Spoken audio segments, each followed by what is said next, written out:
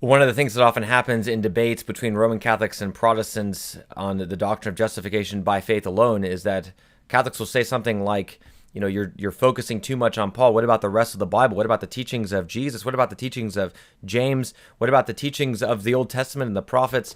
And now I've already done a video that explains the relationship between Paul and James on the issue of justification. But I want to focus a little bit here on the issue of justification by faith in the Old Testament. Now, this is significant even when we look at the doctrine that the Apostle Paul proclaims in Galatians chapter 2, verses 15 and 16. For you'll note that particularly in verse 15, before he gets into justification by faith, he says, "We who are Jews by nature and not Gentile sinners." We know, we who are Jews by nature and not Gentile sinners, we are the ones who know that a person is not justified by works of the law, but by faith in Jesus Christ. We ourselves have believed in Jesus Christ that we might be justified by faith in him and not by works of the law, for by the works of the law no flesh shall be justified. Now you'll notice here in verse 15, the implication is that Paul is actually saying that this doctrine is common knowledge for all of those who are true Jews. Who is it who knows that we are justified by faith apart from works?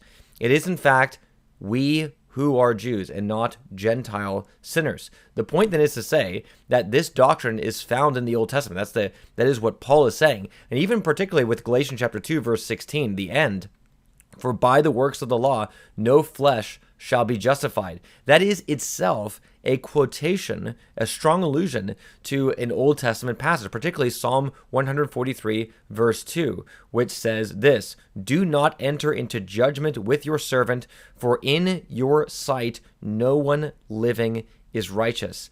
Now, it's important to note especially the translation that is given in the Septuagint. You'll remember the Septuagint is a pre-Christian translation of the Hebrew Bible into Greek. And here we have hoti ou dikaiothesetai enopion su pas zdon. That is the Greek of Psalm 143, verse 2. And the thing to note here is that ou dikaiothesetai is without question the word for justification. And in fact, it is a forensic justification. They will not be declared righteous before you. There's no one living who will be declared righteous before you. Now, we know this even from the context of Psalm 143 itself, in the original, in Hebrew, in Greek, and all the rest, because you'll notice here that this declaration of righteousness is particularly comes in the context of judgment. "Do not enter into judgment with your servant, because no one living is righteous before you." That's say no one living will be declared righteous before you in the context of that judgment. What we're recognizing is that Psalm 143, verse 2, and what Paul is teaching us, is that it is saying that justification is a forensic term. It is related to a declaration of righteousness in a legal sense, and also that it is impossible for a person to receive by works. It cannot be done, because before God, no one living will be declared righteous. Ou dikaiothesetai enopion su pas zdon. Now, why is this the case? Well, we can see this from the Old Testament itself as well, because mankind is deeply sinful, and man cannot make up for his sins with good works, even works that are done through the grace of God. It cannot atone for sin. So just consider what Moses teaches in Genesis 6 as he describes the generation that was destroyed by the flood. He says, "All the thoughts and intentions of man's heart were only evil continually." Then you'll note that in chapter 8, after the flood, he makes a similar kind of statement, that he will no longer destroy the world by flood, again, by the waters, even though all the intentions of man's heart are evil from his youth. That is to say, this is the general state of mankind, that they are sinful and worthy of a universal judgment that comes from God. Thus you see Jeremiah, who tells us about the heart that is deceitfully sick, desperately wicked. Who can know it? You think of Solomon, who in 1 Kings chapter 8 tells us that there is no one alive who is righteous and who does not sin. The Old Testament is filled with statements about our own sinfulness. And this is what the Apostle Paul is picking up on as well in Romans chapter 3, when he gives a list of quotations from the Old Testament that summarizes this teaching from the prophets. That is to say, it's not something that Paul himself is coming up with, but it's something that the entire Bible teaches. You'll notice what he says: "As it is written, there is none righteous, no, not one. There is none who understands. There is none who seeks after God. They have all turned aside. They have together become unprofitable. There is none who does good, no, not one. Their throat is an open tomb. With their tongues they have practiced deceit. The poison of asps is under their lips, whose mouth is full of cursing and bitterness. Their feet are swift to shed blood. Destruction and misery are in their ways, and the way of peace they have not known. There is no fear of God before their eyes." The point that Paul is making, and the conclusion he comes to on the basis of this a little bit later in Romans chapter 3, is that without question, the Old Testament is teaching that there is no possibility of justification on the basis of works. Why? Psalm 143, verse 2, "Enter not into judgment with your servant, for no one living is righteous before you." How then, according to the Old Testament, can a person be saved from their sins? How is it that they can actually make it through the judgment of God?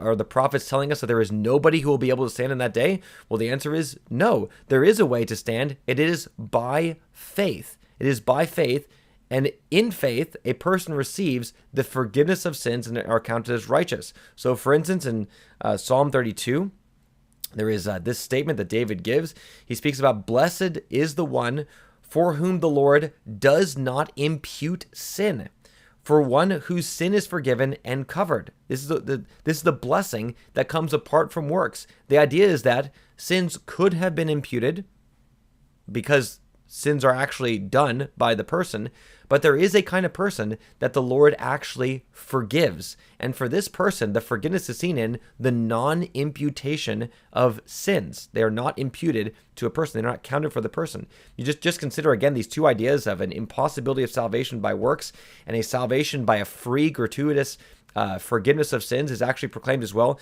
in Psalm 130, verse 4. Where these two ideas are put together. The psalmist says this: "If you, O Lord, should mark iniquities, O Lord, who could stand? But with you there is forgiveness, that you may be feared." Now notice here, if you should mark iniquities, if you were to look at our works, there is no one who could stand. But with you there is forgiveness, that you might be feared. And in light of this, it's so significant then that the New Testament looks to Genesis chapter 15, verse 6, looking to Abraham, the prototypical man of faith, and looks at the doctrine of justification from this perspective. Why it is so correct that the apostles were to do this. And it is, in fact, a summary of the teaching of the entire Old Testament. In Genesis chapter 15, verse 6, we read, "Abraham believed God, and it was counted to him for righteousness." That is to say, Abraham had a righteousness that was imputed to him by faith, and that faith was apart from works. It was not a part of works. And this is the reason why, too, we see all throughout the Old Testament the significance of faith, particularly using the language of the fear of the Lord. I think of all kinds of statements where the person who fears the Lord is not going to be put to shame. You take refuge in God. That is to say, you trust in him, and you are delivered from all your enemies. You are saved from the judgment to come. That's the kind of language that is very common in the Old Testament, and it is another way of describing justification by faith. In the New Testament, we are justified by faith. In the Old Testament, they are saved who look to God or who fear his name. But even we get even other statements as well that are very much related to justification by faith. You think of these in Psalm 34, verse 8. If you were to ask again, what kind of man is blessed? Well, Psalm 34, verse 8 tells us this: "Blessed is the man who trusts in him, who has faith." There is a blessing for the one who has faith in God. And even particularly then, further, at the end of the psalm, we read this in verse 22, which is even more explicit in connection with justification by faith alone. "The Lord redeems the soul of his servants." Notice it is a redemption. It is a redemption that is needed, not a work on our own part. The Lord redeems the soul of his servants, and none of those who trust in him shall be condemned. Condemnation is the opposite of justification. Who is it who will be able to stand on the last day and not be condemned? It is specifically said, those who trust in him. Trust being another word for faith. Those who have faith in God will not be condemned. That is to say, this is a teaching of justification by faith. It's so significant then that in Habakkuk chapter 2, verse 4, we read that the righteous shall live by his faith. It'll be by faith that the righteous live. That is to say, Habakkuk is teaching us that the judgment that is coming, that he's proclaiming what will come, it'll be only those who believe in God, who trust in him, who will be saved. That is to say, they'll be justified by faith. This is shown in so many other ways in the Old Testament as well. You think of the people of God in the wilderness. Why is it that they failed to come into the promised land? We are told specifically in Deuteronomy chapter 1, it was because they did not believe. They did not receive the blessings that God offered them because they did not believe. And even more with regard to the wilderness wanderings, there are other statements that are related to justification by faith. If you were to ask, were the people of God in the wilderness, were they righteous according to the standard of their own works? Well, clearly not. They were complaining against Moses in Numbers 11. They failed to go into the promised land in Numbers 13 and 14. Numbers 16, there's the rebellion of Korah. A plague comes out against all the people of God. There is more complaining against Moses that leads to the snake bites and the need to put the bronze serpent up. Who is it who's saved from their snake bites when the bronze serpent is lifted up? It is those who look to the bronze serpent in faith. The bronze serpent is itself a picture of salvation through the Messiah. So if we were to just apply this to the New Testament times, who is it who is saved? It's the one who actually looks to the Lord Jesus Christ in faith, who is lifted up on the cross, just like the bronze serpent was lifted up in the wilderness. They who look to him will be saved. But even after all of this sin, amazingly, in the second oracle of Balaam, in Numbers chapter 23, verse 21, we read that God does not see any iniquity in Jacob, nor has he seen wickedness in Israel. How could that be the case after all of their sins, after all this complaining?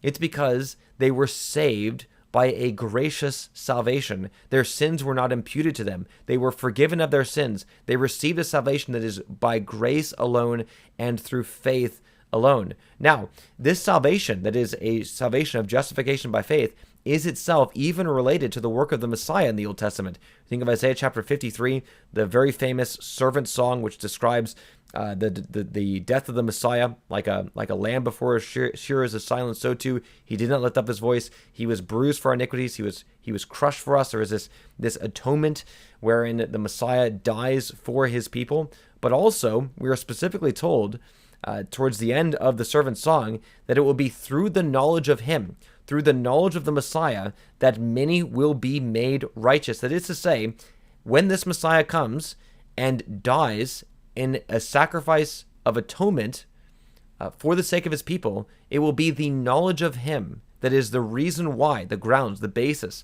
for their being declared to be righteous. You think of Jeremiah chapter 23, where the Messiah is called the branch, and it would be in his days that the people of God would be saved. We are specifically told that this branch will be called Jehovah is our righteousness. Yahweh is our righteousness. That is to say, this Messiah is in fact the righteousness of his people. In Deuteronomy chapter 18, the Messiah, who is described as a prophet who will be raised up like Moses, it is specifically said that he will have the authority to forgive the sins of his people. Those who come to him, those who listen to him, those who trust in him, they will have their sins forgiven. All of this is showing us that the Old Testament robustly declares that a person will never be justified by their works. They will never be justified by their works, but only through faith in the coming Messiah, only through faith in God. And if a person believes, they will be counted as righteous, and nobody else will be declared righteous before God because, as Paul quotes from Psalm 143 verse 2, "Enter not into judgment with your servant, for no one living will be justified before you, if it is based on the works of the law." Therefore, we can say it is not just the doctrine of Paul, but as Paul himself contends, it is in fact the doctrine of the entire Bible. Amen.